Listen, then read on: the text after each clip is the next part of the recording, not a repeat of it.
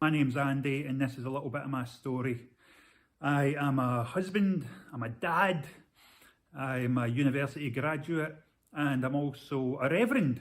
I'm the pastor of this church here, and I feel very privileged to be able to stand here today in this building and tell you my story. But before I was any of this stuff, I was a drug addict. I was a criminal. I was mentally and physically ruined at a very early age. I grew up in a town called Kilmarnock on the west coast of Scotland, and Kilmarnock was a very tribal place. It was very violent. We lived in the bottom end, and we were always fighting with people in the top end, and if you went into the wrong neighbourhood, you were probably going to get a kicking. And there was nothing to do growing up there except cause bother, get into a bit of trouble, and take drugs. And that's what I did. I started smoking cannabis when I was at school. The next thing I started smoking was crack. I think I took crack before I took any other drug other than weed. And then it was the ease and the speed and very quickly get into the party scene. But by the time I was about 15, 16, I was smoking heroin. And heroin is always considered a bit of a dirty drug. You know, people say, well, I'll take speed and I'll take ease, but I'm never going to take smack. And then they maybe end up taking smack and they say, well, okay, I'll take smack, but I'm only going to smoke it, I'm not going to inject it. And very soon they end up injecting it. And then they say, okay, I'm going to inject it, but I'll only use clean needles. And before you use it, before you know it, you're using any needles that you can find. It's that type of a slippery slope, highly addictive. And by the time I was about 16, 17 years old, I was an intravenous heroin user. I got kicked out of school when I was 15, so there was nothing else to do. I went and I signed on, I got a bit of dole money, and I just spent my whole waking hours trying to feed this addiction.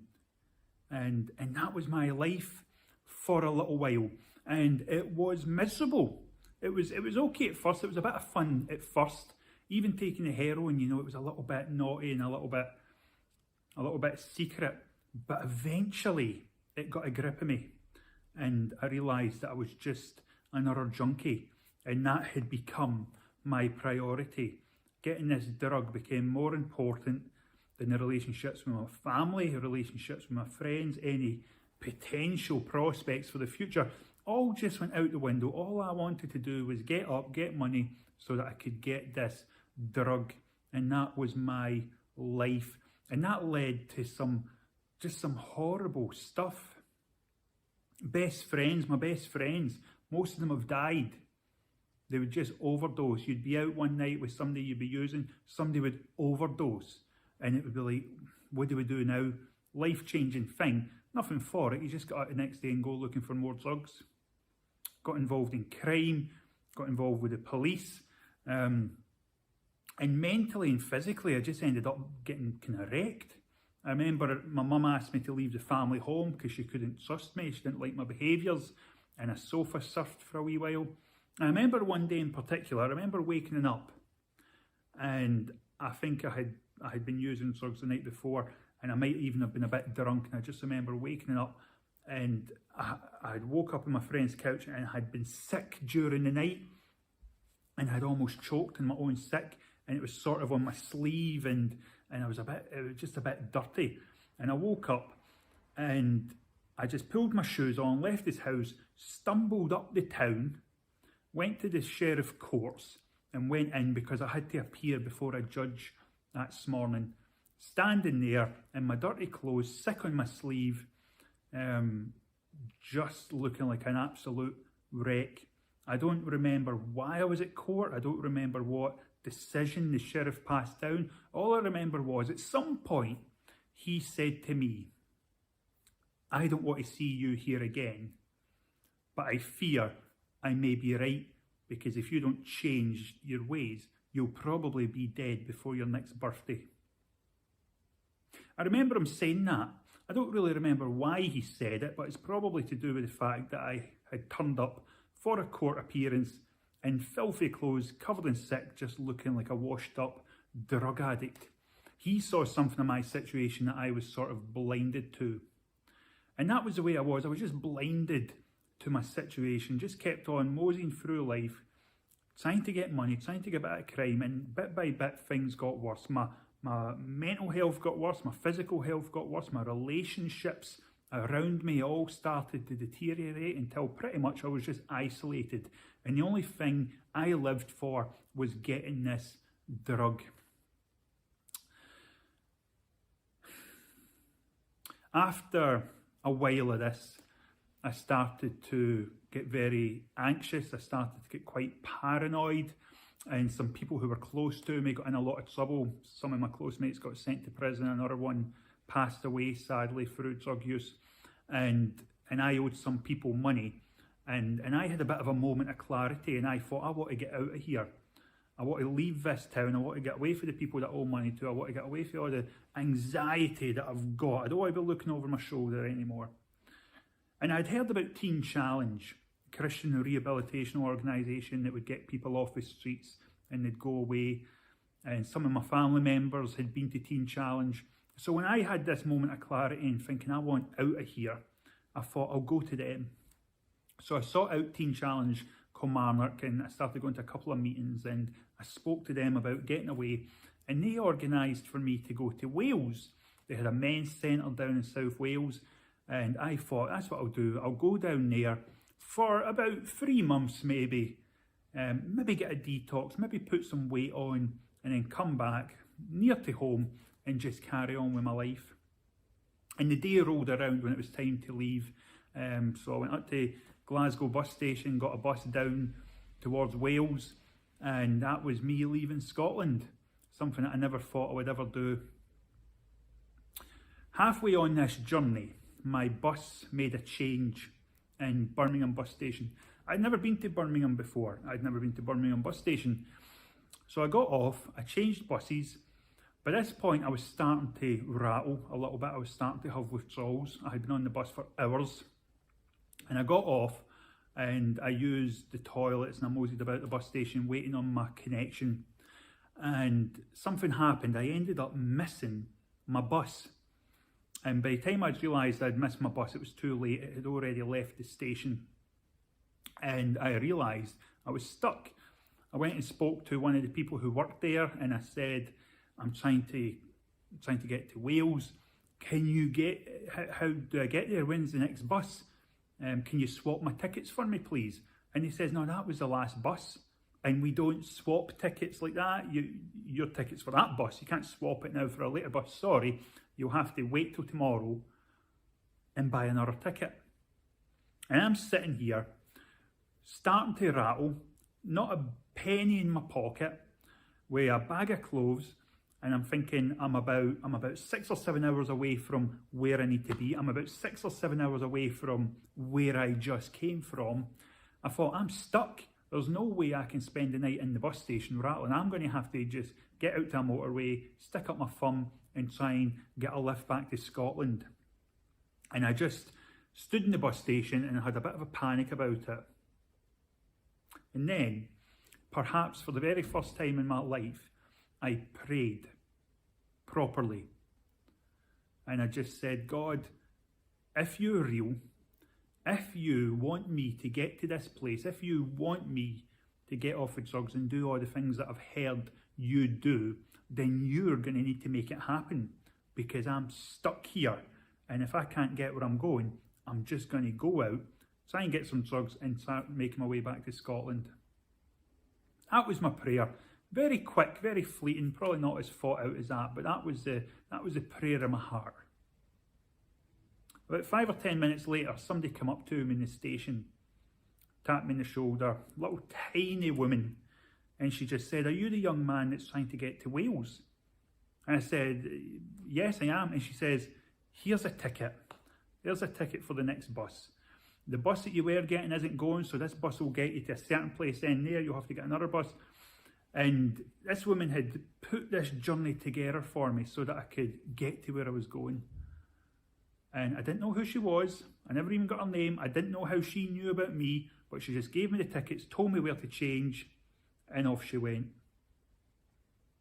I sat down, I waited for the next bus, and I just wondered to myself, maybe God really does want me to get to this place, Teen Challenge. It took a few hours longer than expected, but I ended up getting there. I arrived about 1 or 2 in the morning. A staff member met me at the local bus station, and he took me in the early hours in the morning, showed me my room, gave me some tablets as part of my detox and put me to bed. Very surreal situation. The next morning, I waken up there for the first time, and I come out and I open my door, and the place was just buzzing. There was people everywhere. There was just guys everywhere. They were running about. They were brushing their teeth. They were hoovering. They were shaving, and they were just everywhere. And there was just such a buzz in the place. And I'm looking at them, and there was some guys there, because it was first thing in the morning. Most of them are running about in their boxer shorts or the pajama bottoms.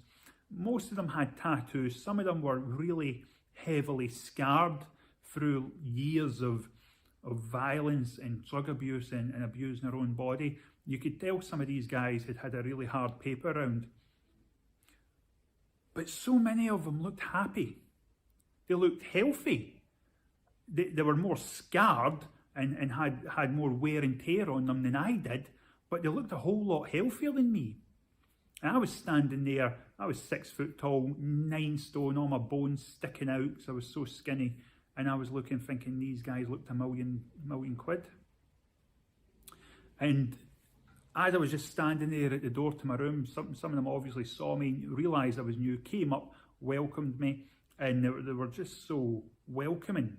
And they just wanted me to feel at home, and they told me that I was going to be all right, and they told me that I had made the right decision, and they told me that I was in the right place. And for the next few weeks, that's all I got. People coming around me, encouraging me, telling me about God, telling me that God will change my life if I let him, telling me that God's got a plan and a future for me if I'm willing to accept it. On one of those days when I was on the detox program, a guy came up to me and he shared a Bible verse with me. It was Jeremiah 29:11, and the Bible verse says, "I know the plans I have for you, declares the Lord, plans to prosper you and not to harm you, plans to give you a hope and a future." And I've always remembered that Bible verse. And a few weeks into my detox, I had been taking a lot of methadone, so I was kind of rattling, and the detox I had wasn't great.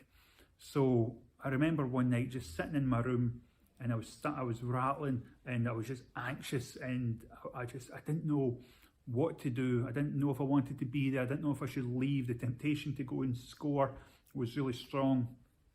And I just remember getting on my knees in my bedroom during the night and just praying and just saying, God, if it's true, if you can do more with my life than what I can, if you're interested in giving me a hope and a future like these guys say, then have a shot, because the decisions I'm planning on doing right now are just going to be bad for me. So if you can do it, if you can do something better, then I give you permission to do that. Please help me. Please forgive me.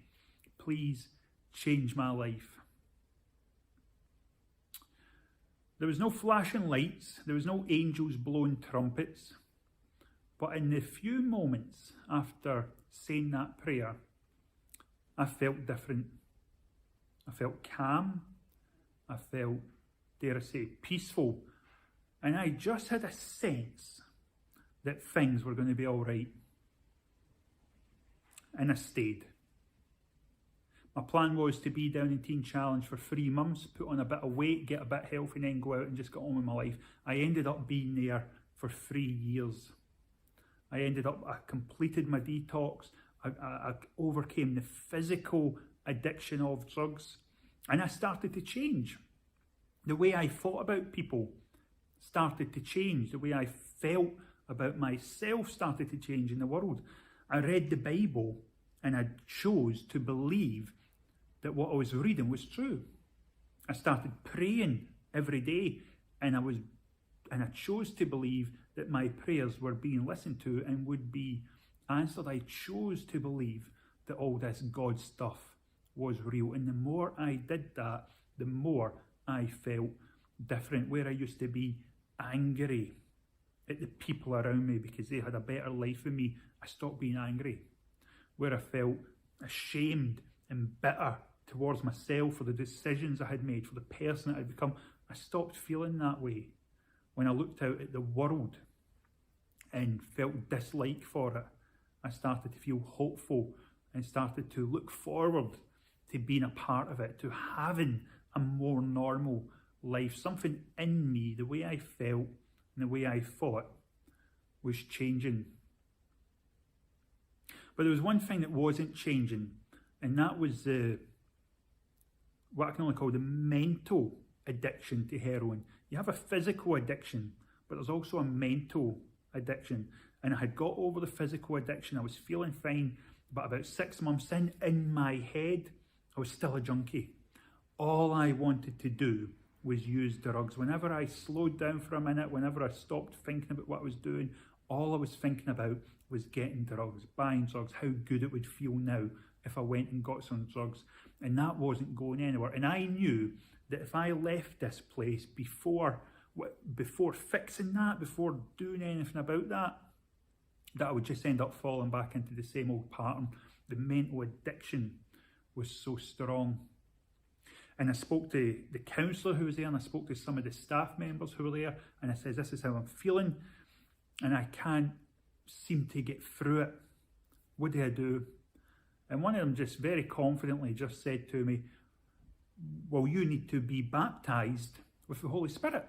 If you are baptised with the Holy Spirit, that will break the addiction in your life.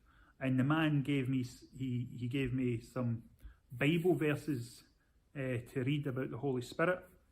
He says, go away, find a Bible, read about the Holy Spirit, and then pray about it and just let God do what he's going to do. So later on that evening, I was in the kitchen. I was on kitchen duty washing up, and I was the last person in the kitchen. Everybody else had finished their shift and gone out. And I thought to myself, just got this sudden thought, get a Bible and look up stuff to do with the baptism in the Holy Spirit. And as soon as I had that thought, another thought came into my head that said, don't be stupid, you're in a kitchen, there's not going to be any Bibles here. And I thought, well, I'll look anyway. And I opened up the cleaning cupboard, and there, stacked on the cleaning cupboard, was about 9 Bibles. I took one for the top, opened it up, and a yellow post-it note fell out. I picked it up, and it said on it, baptism in the Holy Spirit. And then it had a Bible reference in it.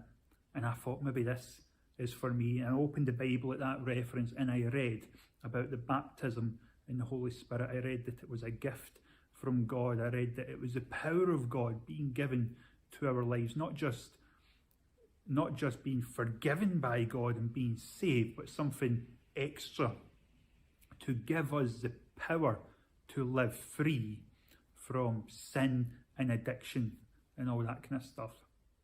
I read what the Bible had to say on it. I started to pray about receiving the baptism in the Holy Spirit, and a few days later I was baptized in the Holy Spirit. It was a spiritual experience, and it changed everything. When that happened, that thought in my head about taking drugs, that mental addiction to heroin, was broken, and it has never bothered me again since that day. It's like there was a videotape playing in my head about using drugs and I couldn't turn it off. But when I was filled with the Holy Spirit, when I had that spiritual experience in God, it's as if that tape was pulled out and thrown away. And I've been free from drug addiction ever since. That was 15 years ago. I went on to become a staff member at Teen Challenge. I went on to do their School of Ministry and to learn a bit more about the Bible and all that kind of stuff. While I was doing that, I met my future wife, who is quite simply the best person that I could possibly know. We got married not very long after meeting. I moved to England, which for a Scottish person was quite a big deal. I moved to England to be closer with her. We got married. And about 6 months after being married, we both went to Bible college together. Not because I wanted to study, but because she did. And we found out that it was actually cheaper for a couple to live if they were both students. So I thought, this will save us a couple of quid. But actually, when I was there, at Regent's Theological College, I fell in love with the Bible, and I realised more and more that God had a plan for my life, a purpose for my life. God's plan for my life wasn't just to be free of drugs, wasn't just to get me back to a good starting point, back to square one, but he actually had something much bigger than that. And I remember that Bible verse that the fella gave me in Teen Challenge all those years ago. For I know the plans I have for you, declares the Lord, plans to give you a hope and a future. What I've learned since then is that when that Bible verse was spoken thousands of years ago, the people that God gave that Bible verse to were actually prisoners. They were in a terrible state. People had come to their country, they had carted them off to the city of Babylon, where they were exiles, where they were prisoners of war. And they were in a terrible place, but in this terrible situation, God said to them, I have plans for you, I have a hope and a future for you, and I'm not going to harm you, I'm going to prosper you. I got given that same Bible verse when I was a prisoner. I was a prisoner to my own sin. I was a prisoner to my addiction. I was a prisoner to the things of the world that kind of held me in. But God spoke hope to me when I was in that dark place. And every day since then, and all the years that have followed, I've seen God set me free more and more. He has given me hope. He has given me a future. I told you that my wife's the best person I know. I've loved being married to her every second. And in a lot of ways, she is part of the testimony, because she is everything that I wasn't. I was horrible, I was ruthless, I was selfish, I was wicked, and I was hurtful. And I wanted nothing to do with people and nothing to do with the world. It was just all about me. My wife is the exact opposite. She's kind, she's generous, she's loving.